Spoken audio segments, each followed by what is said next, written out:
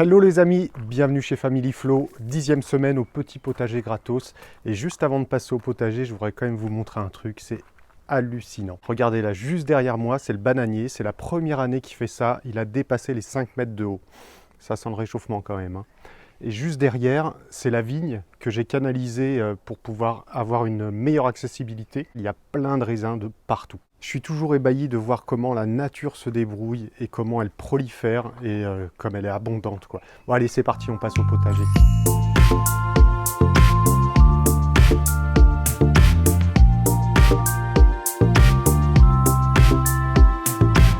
Alors déjà, première chose, j'ai récupéré encore plein de cailloux, j'adore les cailloux, pour faire mes agencements et tout ça. Je suis super content parce qu'en fait, comme dit le dicton, qui vient à point, non, tout vient à point à qui sait attendre. Et voilà, j'ai trouvé des cailloux. Donc là, ça m'a permis de faire ça, ici, pour retenir la terre. Je vais continuer un petit peu aussi ici, là, toutes les parties qui sont en terre. Ça me permettra de planter quelques petits trucs à l'intérieur aussi, plutôt plantes grasses et ce genre de choses. Ce sera très mignon. Et puis, j'ai complété aussi un tout petit peu, là, j'ai pas tout à fait terminé, le parterre de pierre, puisque c'est quand même bien pratique d'avoir une partie plane. J'imagine que vous vous demandez ce que c'est là, cette espèce d'usine à gaz. Donc bon, c'est pas très joli, mais c'est super efficace. Grosso modo, en fait, j'ai raccordé les 3 containers d'eau ici en un, donc c'est avec un robinet de récupération que j'ai réusiné. L'importance de cette installation, c'est que je voulais que les 3 containers soient jumelés et pas indépendants. Parce que le problème, c'est qu'après, il faut les gérer un par un et je trouvais ça pas très pratique. Donc du coup, le fait de les raccorder vers le bas, ça permet qu'ils se remplissent tous les 3 en même temps et ça permet de pouvoir aussi gérer le niveau. Donc là, pour gérer le niveau, j'ai rajouté une petite pipette qui se trouve là.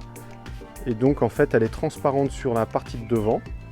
Et hop, on va remonter. Et voilà, juste là, en fait, j'ai mis une petite bille flottante qui est en rouge ici. Et puis, ça me permet tout simplement d'avoir le niveau d'eau en permanence. Donc là, en ce moment, il se trouve ici. Et puis, pendant qu'on est en train de parler de l'eau, je suis toujours sur mon expérimentation des petits gouttes à gouttes et ça marche vraiment bien. Je suis content. Donc du coup, j'en ai mis 1, 2, 3 de plus. J'en ai mis 3 de plus. Voilà, juste là sur cette zone. Et ça fonctionne bien. Donc ce que je fais, en fait, le matin, je viens et je mets un demi-litre dans chaque bouteille. Il y en a 6. Donc là, on est sur à peu près 3 mètres carrés. Donc voilà, 3 litres par jour, ça fait à peu près 1 litre par mètre carré et par jour.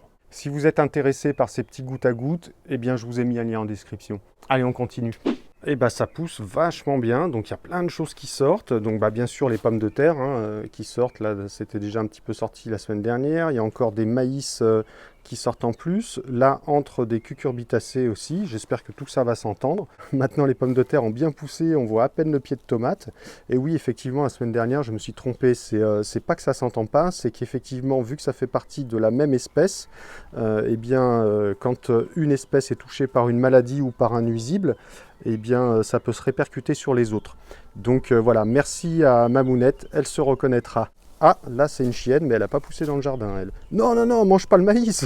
Donc là, on a les petits maïs là, qui commencent à pousser un peu plus sérieusement, c'est vachement cool. On a eu un tout petit peu de pluie.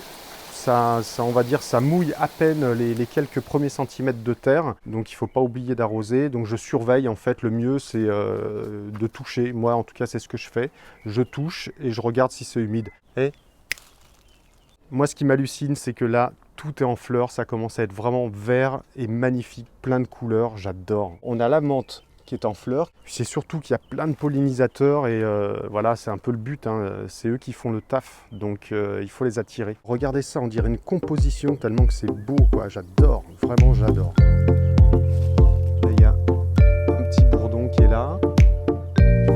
Encore d'autres ici.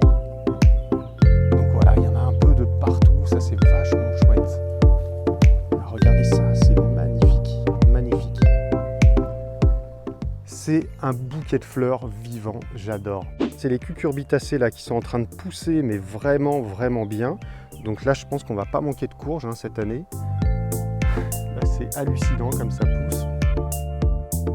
Juste à côté, donc ça, c'est des plants de cacahuètes, les plants de tabac. Juste devant, puisqu'il me restait un petit peu de place, j'ai fait un rang de carottes.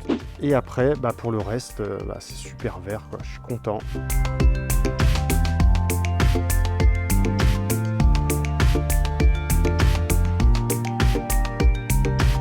Là, il y a les fraises, mais malheureusement qu'il faut partager avec les limaces. Les haricots, on a fait notre première récolte de haricots, donc effectivement, c'était qu'une petite poignée. Mais ce qui est encourageant, c'est qu'on se dit, tiens, et si je multipliais ça par 10, par 20, ça permettrait vraiment d'avoir de l'abondance en nourriture. Là, bien sûr, ce que j'ai pas reconnu la semaine dernière, c'est de la bourrache qui est toute en fleurs. C'est génial. La capucine aussi, qui est en fleurs. La lavande. Là, on a les pommes de terre aussi, qui font des magnifiques fleurs.